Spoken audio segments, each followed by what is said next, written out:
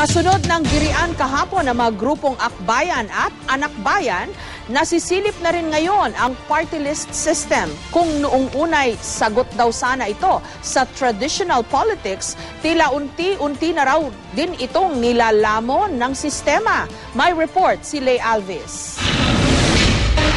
Ang girian kahapon na nagsimula sa pag-eksena ng mga miyembro ng Anakbayan sa press conference ng Akbayan Party List, malalim ang pinag-uugatan.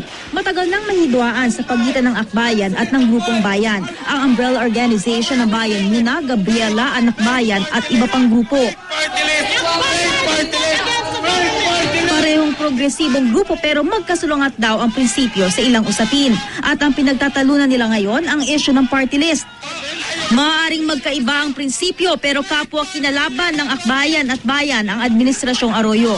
Pero iba na raw ngayon ayon sa Anakbayan dahil malapit na sa Malacanang ang Akbayan. Again, we leave everything up with the COMELEC. They have the rules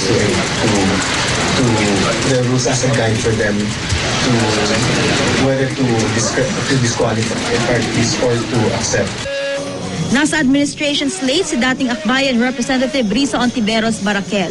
Siyam na miyembro ng Akbayan ng inappointee Pangulong Noynoy Aquino sa mga pwesto sa gobyerno. Hindi pa pwede at hindi pa pwedeng sabihin na marginalized and underrepresented sila kung ang kanilang mga presidente, mga opisyal ay puros nasa palasyo. So lahat ng mga sinasabi nila na kesyo nakaupo na daw sa gobyerno ang mga ibang mga membro namin, etc. Dahil hindi na kami pwedeng mag-participate sa party list, completely mali yun.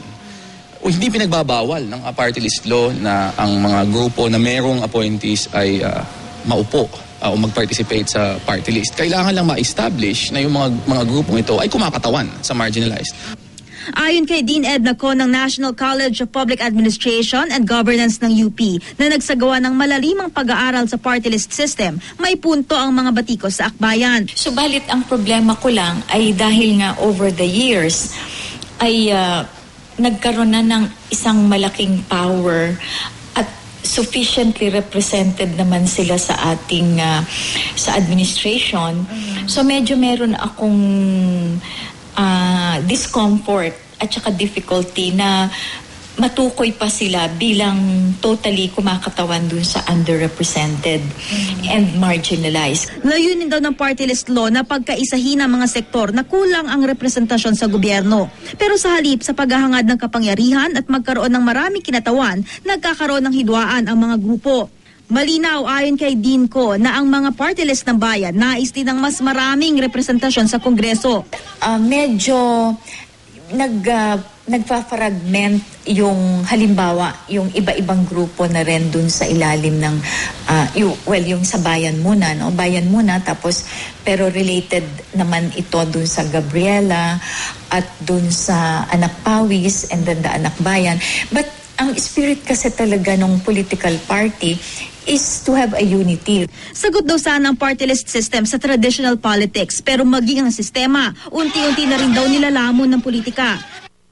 Lay Alves, GMA News.